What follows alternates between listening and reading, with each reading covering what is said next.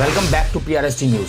चलिए जानते हैं यूपी की बड़ी खबरें फटाफट अंदाज में। आगे बढ़ने से पहले हमारे चैनल को सब्सक्राइब कर लें ताकि यूपी की बड़ी खबरें आपको इसी तरह फटाफट अंदाज में हमेशा मिलती रहे। और हमें कमेंट करके ये भी बताइए कि आप यूपी के कौन से शहर से इन खबरों को देख रहे हैं ताकि हम आपके शहर की खबर आप तक पहुंचा सकें।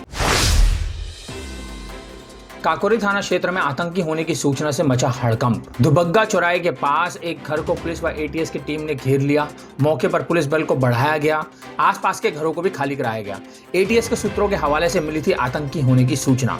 घर के बाहर ATS की टीम व आसपास के इलाके में पुलिस का रहा पहरा। लखनऊ से 2 आतंकी गिरफ्तार हुए।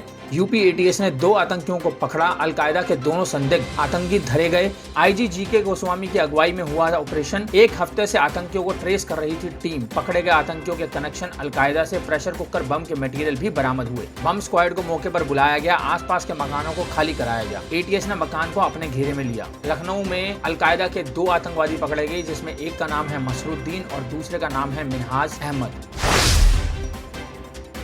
मुख्यमंत्री योगी आदित्यनाथ ने विश्व जनसंख्या दिवस पर उत्तर प्रदेश जनसंख्या नीति 2021-2030 का विमोचन किया। 11 जुलाई को वर्ल्ड पॉपुलेशन डे यानी कि विश्व जनसंख्या दिवस के मौके पर यूपी में CM योगी की सरकार ने नई जनसंख्या नीति का ऐलान कर दिया कि नई जनसंख्या नीति में सबका ध्यान रखा गया है। उन्होंने कहा कि बढ़ती जनसंख्या विकास में बाधा है, इसके नियंत्रण के लिए कोशिश जारी है। CM योगी ने कहा कि समाज के विभिन्न तबकों को ध्यान में रखकर प्रदेश सरकार इस जनसंख्या नीति को लागू करने का काम कर रही है। जनसंख्या नीति का संबंध केवल जनसंख्या स्थिरीकरण के साथ ही नहीं बल्कि हर एक नागरिक के जीवन में खुशहाली और समृद्धि का रास्ता सबके द्वार तक पहुंचाने का भी है। इस अवसर पर मुख्यमंत्री ने कहा कि अधिक समान वितरण के साथ सतत विकास को बढ़ावा देने के लिए जनसंख्या को नियंत्रित और स्थिर करने के लिए विधेयक लाना आवश्यक है। उन्होंने इस मुद्दे पर लोगों के बीच जरूरत और जागरूकता पैदा करने की भी बात की। नई जनसंख्या नीति में 2026 तक जन्म दर 2.1 प्रति हजार जनसंख्या और 2030 तक 1.9 करने का लक्ष्य रखा गया है।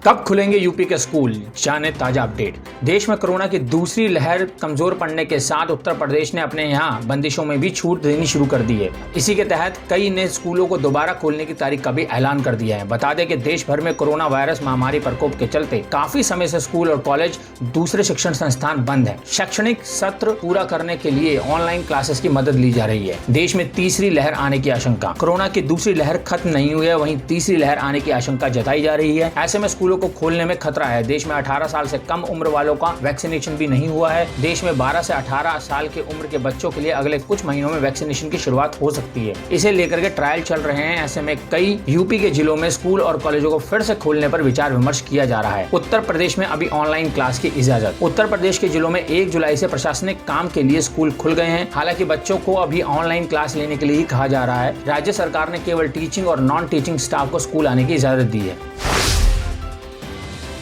यूपी में घटते कोरोना केस के बीच यूपी सरकार ने बदला नाइट कर्फ्यू का समय, जानिए नई टाइमिंग। उत्तर प्रदेश में घटते कोरोना संक्रमण को देखते हुए नाइट कर्फ्यू का समय कम कर दिया गया है। अब नाइट कर्फ्यू रात 10 बजे से सुबह 6 बजे तक लागू रहेगा। वीकेंड लॉकडाउन पहले की तरह ही प्रभावी रहेगा। यह निर्णय CM योगी ने रविवार को अधिकारियों के साथ बैठक में लिया।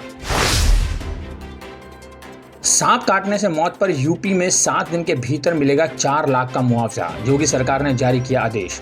अब सांप काटने के बाद मृत्यु होने पर 4 लाख का अनुदान मिलेगा। योगी सरकार ने उत्तर प्रदेश में सांप काटने से होने वाली मौतों को राज्य आपदा घोषित कर दिया है। यानी अब सांप के काटने से अगर किसी की मृत्यु होती है तो वह सरकारी मुआवजे का हकदार है। मुख्यमंत्री योगी आदित्यनाथ के निर्देश पर शासन ने राज्य के सभी जिलाधिकारियों को निर्देश जारी किए हैं, जिसके मुताबिक अब सर्पदंश के मृतक के परिवार को सरकार की ओर से 4 लाख रुपए की आर्थिक मदद दी जाएगी। 7 दिन के अंदर मिलेगी ये मदद। इस आदेश के मुताबिक सर्पदंश के मृतक के आश्रितों को आर्थिक सहायता के लिए विभागों के चक्कर नहीं काटने पड़ेंगे। घटना के 7 दिनों के भीतर उन्हें तय सरकारी मुआवजे की राशि दे दी जाएगी। यह सुनिश्चित करना जिलाधिकारी का काम होगा। बता दें कि राज्य में अब तक सर्पदंश से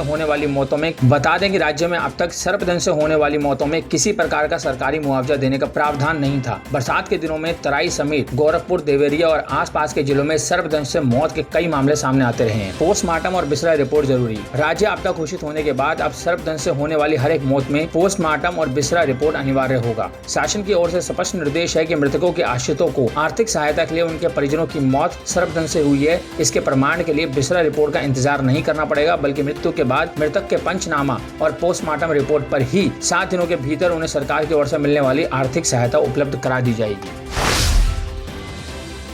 उत्तर प्रदेश में एक जिला एक उत्पाद योजना का लाभ। योजना को 24 जनवरी 2018 को प्रदेश के जनपदों में पारंपरिक शिल्प व लघु उद्यमों के संरक्षण के लिए और उसमें अधिक से अधिक रोजगार सृजन करने के लिए मुख्यमंत्री योगी आदित्यनाथ जी के द्वारा लॉन्च किया गया था। इस योजना के तहत जिसके द्वारा उत्तर प्रदेश के सभी जिलों का अपना एक प्रोडक्ट होगा जो उस जिले की पहचान बनेगा। ये बिजनेस सूक्ष्म, लघु एवं मध्यम उद्यम की श्रेणी में रखा गया है। इस एक जिला के उत्पाद योजना के तहत राज्य के बेरोजगार युवाओं को रोजगार के अवसर प्रदान किए जा रहे हैं। इस योजना के अंतर्गत उत्तर प्रदेश के 75 जनपदों के 5 सालों में 25 लाख लोगों को रोजगार मिलेगा। इन छोटे, लघु व मध्यम उद्योग से 89,000 करोड़ से अधिक का निर्यात उत्तर प्रदेश में किया जा चुका है। उत्तर प्रदेश में भी छोटे लघु उद्योग हैं जहां पर विशेष पदार्थ बनाकर देश विदेश में जाता है। उत्तर प्रदेश के कांच का सामान, लखनवी कढ़ाई से युक्त कपड़े, विशेष चावल आदि बहुत फेमस है। ऐसे सभी आइटम छोटे से गाँव के छोटे छोटे कलाकार बनाते हैं, लेकिन उन्हें कोई नहीं जानता। उत्तर प्रदेश एक जिला एक उत्पाद योजना के तहत इन खोए हुए कलाकारों को सरकार रोजगार देगी और उत्तर प्रदेश में जो भी जिला जनपद जिस विशेष सामान के लिए प्रसिद्ध है उधर के लघु उद्योग को पैसा देगी, वहां पर काम करने वालों को आगे बढ़ाएगी। और अगली खबर है उड़ीसा से। घर में निकले 27 कोबरा सांप, गांव में मची खलबली। घंटों तक चला रेस्क्यू ऑपरेशन। सांप देखते ही किसी की भी रूह सिहर जाती है, लेकिन अगर सामने कोबरा आ जाए तब तो और भी डर बढ़ जाता है। कोबरा भी एक दो नहीं बल्कि अनगिनत हो तब तो जान के लाले पड़ने जैसी स्थिति हो जाती है। ऐसी एक घटना उड़ीसा के कालाहांडी में सामने आई। उड़ीसा के कालाहांडी में एक घर के अंदर एक नहीं कई सारे कोबरा निकले। एक दो नहीं बल्कि कोबरा निकलने का ऐसा सिलसिला चालू हुआ कि गाँव में खबर आग की तरह फैल गई। एक के बाद एक 27 कोबरा निकले। दरअसल इस घर में मादा कोबरा ने अपना बसेरा बना लिया था। उसने घर के अंदर ही कई बच्चों को जन्म दे दिया। जब घर वालों को इसका पता चला तो उनके होश उड़ गए। तत्काल वन विभाग को जानकारी दी गई। रेस्क्यू ऑपरेशन के दौरान मादा कोबरा के अलावा 26 बच्चे निकले। कालाहांडी वन विभाग की टीम तत्काल मौके पर पहुंची, जहां बचाव कार्य शुरू किया गया। सांप बचाव कर्मी वीरेंद्र कुमार साहू का कहना है कि सभी कोबरा को पकड़कर सुरक्षित स्थान पर छोड़ दिया गया है। कोबरा सांप के रेस्क्यू ऑपरेशन की तस्वीरें सोशल मीडिया पर जमकर वायरल हो रही हैं। जहां ये 27 कोबरा सांप मिले हैं उसके आसपास में जंगल है। अंदाजा लगाया जा रहा है कि मादा कोबरा ने जंगल से आकर घर में बसेरा बनाया होगा। घर में इतनी बड़ी संख्या में सांपों के पाए जाने को लेकर सर्प विशेषज्ञों का कहना है कि बारिश के मौसम में सांपों के बिल में पानी और मिट्टी भर जाती है। इस कारण सांप अपने बिल छोड़कर घरों में आ जाते हैं और कई बार वे घरों में ही अपना बसेरा बना लेते हैं। यही कारण है कि बरसात के मौसम में अक्सर गाँव में घरों में सांप